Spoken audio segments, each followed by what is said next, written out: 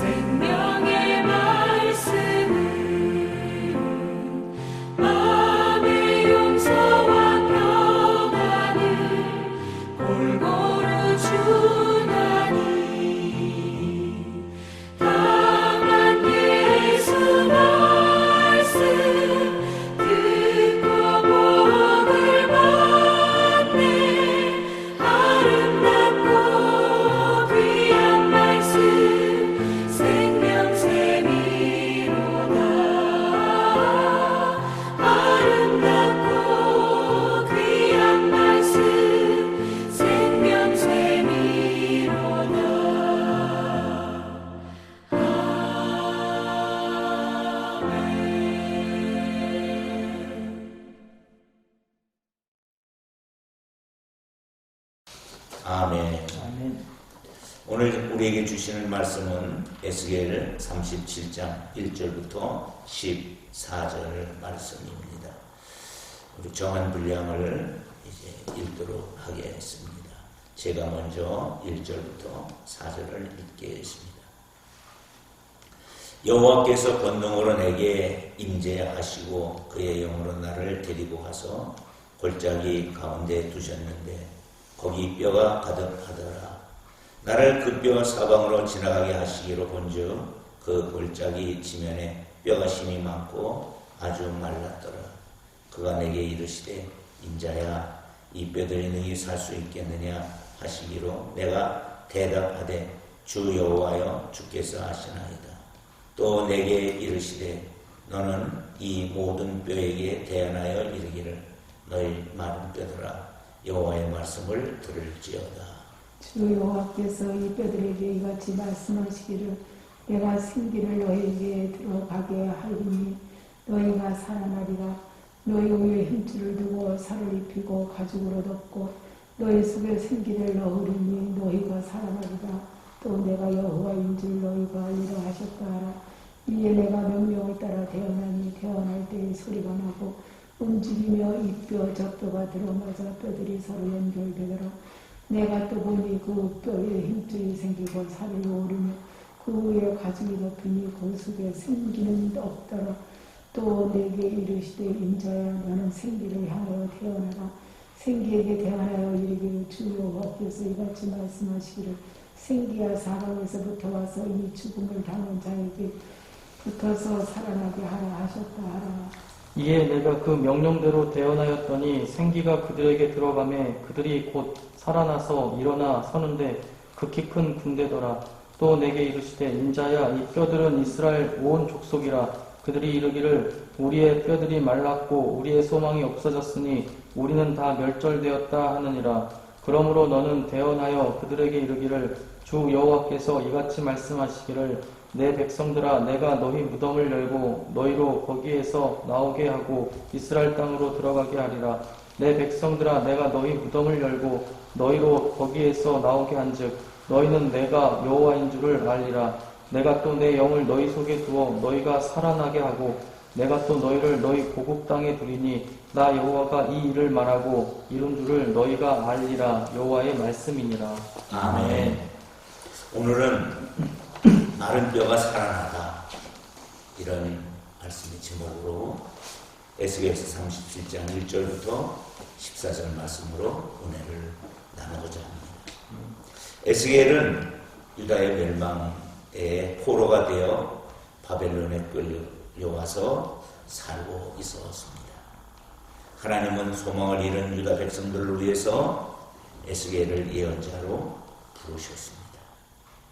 그리고 어느 날 환상에서 에스겔에게 너희가 살아나리라 그 환상을 보여줍니다. 하나님은 골짜기의 마른 뼈들이 큰 군대가 되는 환상을 통해 유다를 회복시킬 뜻을 비치시며 절망 속에 갇힌 백성에게 희망을 주셨습니다. 오늘 이 말씀을 통해서 우리가 한 해를 마감하며 새로운 해를 바라보면서 하나님이 우리에게 주시는 희망을 보는 우리가 되기를 소망합니다. 하나님의 회복은 무엇을 통해 이루어집니까? 첫째, 1절로 6절의 말씀을 통해서 보면 하나님 말씀을 통해 이루어지는 것을 보게 됩니다. 하나님은 에스겔을 환상 중에 에스겔 골짜기라고 하는 곳으로 에스겔을 인도하셨습니다. 그 골짜기에 보니까 환상 중에 보니까 이미 죽은 지 오래 말라버린 사람의 뼈들이 가득했습니다. 공동묘지라 그것도 공동묘지도 장사 지내지 못한 사람들의 묘지였던 것 같습니다. 하나님은 이 죽은 자들의 뼈들이 둥그르고 있는 그곳을 향해서 말씀을 선포하라고 하셨습니다. 그것은 마른 뼈들에게 생기를 넣어 살아나게 하겠다는 하나님의 뜻이 있었기 때문에 그렇습니다. 당시 바벨론에는 나라가 멸망해 에스겔처럼 끌려와서 살던 유대인들이 많이 있었어요. 그들은 마른 뼈처럼 이제 자신의 삶은 회복이 불가능하다고 생각하는 그러한 지경에 이르게 되었습니다. 하지만 하나님은 큰 군대가 되살아난 마른 뼈의 환상을 보여주시면서 곧 이 백성들도 회복되리라는 은혜의 말씀을 에스겔을 통해서 보여주시는 것이죠. 하나님은 말씀을 제대로 듣는 사람은 마른 뼈와 같은 암담한 상황이라도 반드시 새로운 존재로 태어날 줄로 믿습니다. 하나님의 말씀은 죽음과 같은 상황에 처해 있다 할지라도 회복시키는 생명을 공고하는 줄로 믿습니다. 유옥자 사모님, 우리 나눔 1번을 할 텐데 4절을 읽어주시고 최근에 마음에 와닿는 성경 말씀이 있었다면 나눠주시겠습니다. 또 내게 이르시되 너는 이 모든 뼈에게 대하여 이르기를 너희 마른 뼈들아 여호와의 말씀을 들을지어다. 믿음은 들으면서 나지 않습니까? 사람이 믿음이 있기를 원하지만 말씀을 듣지 않으면 어찌 믿음이 생기겠습니까마는 그래서 말씀을 꼭 잘 들어야 될 뿐만이 아니라 제가 이 근래에 하나님의 말씀을 보면서 에베소서 5장 9절에 보니까 빛의 열매라는 말씀이 나와요. 빛의 열매는 모든 착함과 의로움과 진실함에 있느니라. 그래서 이 말씀을 보다가 제가 무슨 생각이 나냐면 성령의 열매가 생각이 나더라고요. 그렇지. 열매 없는 나무는 찍어버린다고 말씀하시는데 성령의 열매가 생각나서 그래. 빛의 열매 착해야 되고 의로워야 되고 진실함에 있다고 말씀하셨는데 우리의 삶 속에서는 그 열매 맺기를 원하잖아요. 그래서 또 자식은 태의 열매라고 또 말씀하셨듯이 그래서 이제 예배서 5장 9절에 있는 말씀을 제가 마음에 좀 새기고 묵상하고 있습니다. 열매 맺는 삶을 더 깊이 살아가는 그런 말씀을 하나님이 주신 줄로 믿습니다. 우리 남정아 목사님은 어떤 말씀이 와닿으셨습니까? 수요 성서 연구 때 함께 나눴던 말씀인데 주 여호와의 말씀이니라 죽을 자가 죽는 것도 내가 기뻐하지 아니하노니 너희는 스스로 돌이키고 살지니라. 저희가 수요 성서 때 나눴는데 이 말씀 읽으면서 그 교리교육 준비하면서도 은혜가 됐지만 하나님께서 날 이렇게 바라보시는구나. 내가 내 안에 있는 죄가 있다 하더라도 하나님 앞에 엎드리고 회개하고 나아갈 때 아버지께서 나를 용서하시고 받아주시겠구나 하는 그런 믿음을 하나님께서 우리 남정환 목사님에게 귀한 말씀을 주신 줄로 믿습니다. 아멘. 하나님의 마음은 모두가 구원 얻기를 원하는 것이 아버지의 마음인 줄로 믿습니다. 아멘. 자, 우리가 첫 번째 나눴어요. 하나님 말씀을 통해서 회복이 이루어진다. 오늘 이제 두 번째 말씀은 말씀만은 그 말씀을 대언하는 사람을 통해서 하나님의 회복이 일어날 줄로 믿습니다. 아멘. 7절부터 10절 말씀을 가지고 이제 말씀을 대언하는 사람을 통해서 어떻게 일어납니까? 제사장 가문에서 태어난 에스겔은 성전에서 제사장으로서 일할 기회도 없이 포로가 되어 바벨론으로 끌려오게 됩니다. 끌려온 지 9년째 되는 해에 너무나 가슴 아프게도 아내가 세상을 떠나게 됩니다. 얼마 후에 바벨론의 3차 침략으로 말미암아 예루살렘 성이 모두 파괴되고 그리고 나라는 망했습니다. 정리해보면 이렇습니다.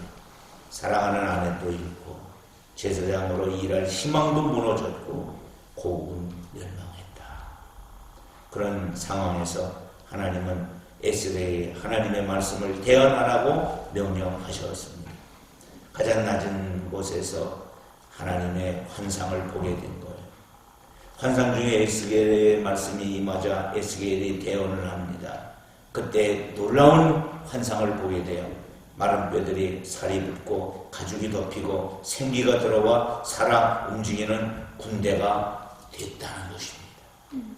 하나님은 하나님의 계획과 말씀을 전할 사람으로 에스겔을 불러 귀하게 사용하셨습니다. 하나님은 오늘도 생명의 말씀을 전할 이 시대에 일꾼을 찾고 있습니다. 두 번째 나눔을 하도록 하겠습니다. 7절 말씀을 남정환 목사님 읽어주시고 소망을 주는 말씀을 전해주어야 할 사람이 있습니까? 이 말씀을 나눠주기를 바랍니다. 이에 내가 명령을 따라 대언하니 대언할 때에 소리가 나고 움직이며 이 뼈 저 뼈가 들어맞아 뼈들이 서로 연결되더라. 소망의 말씀을 전해줘야 할 사람들은 많은 것 같습니다. 특히 12월이 되니까 개인적인 문제들을 이렇게 정확히 말씀은 드리지 못하지만 건강 문제라든지 자녀 문제라든지 직장 문제라든지 정말 위로와 기도가 필요한 사람들이 주변에 많구나 그런 생각을 하게 됐습니다. 연초보다 연말이 더 많아지는 걸 느끼게 되죠. 맞습니다. 그건 우리의 마음이 그만큼 그 삶에 열려있는 관계라고 믿습니다. 유혹자 사모님은 소망을 주는 말씀을 전해주어야 할 사람이 있습니까? 여기서도 7절에 보면 이 뼈 저 뼈가 들어맞아서 뼈들이 서로 연결되더라고 했듯이 살아갈 소망이 없는 사람한테 살아갈 또 힘이 없는 사람한테 그치 소망의 말씀을 주겠죠. 낮은 자리에 있고 아픈 자리에 있고 희망 잃은 자리에 있는 사람들에게 희망도 전해주고 그리고 위로도 전해주는 그런 일을 우리가 감당을 해야 할 것입니다. 마지막 세 번째, 성령을 통해 하나님의 사역은 이루어지는 줄로 믿습니다. 11절로 14절 말씀을 통해서 보면 에스겔이 환상 중에 본 마른 뼈들은 이스라엘을 상징하고 있는 말씀입니다. 바벨론에 잡혀온 유다 백성은 아무 소망이 없다고 탄식하고 있습니다. 정말 소망이 없습니다. 그러나 하나님은 절망의 백성을 회복시킬 계획을 세우셨습니다. 우리 눈으로 보기에는 아무리 망한 것처럼 보여도 하나님은 우리를 살리실 능력이 있으신 분인 줄로 믿습니다. 하나님은 그 일을 이루기 위해 하나님의 영을 너희 속에 두어 살아나게 하겠다고 14절에 말씀을 하십니다. 하나님의 영은 곧 성령을 의미합니다. 성령이 우리에게 임하시면 절망 중에도 소망을 보게 됩니다. 무능력한 죄인이라도 성령의 인도를 받으면 거룩한 백성으로 살아갈 수 있습니다.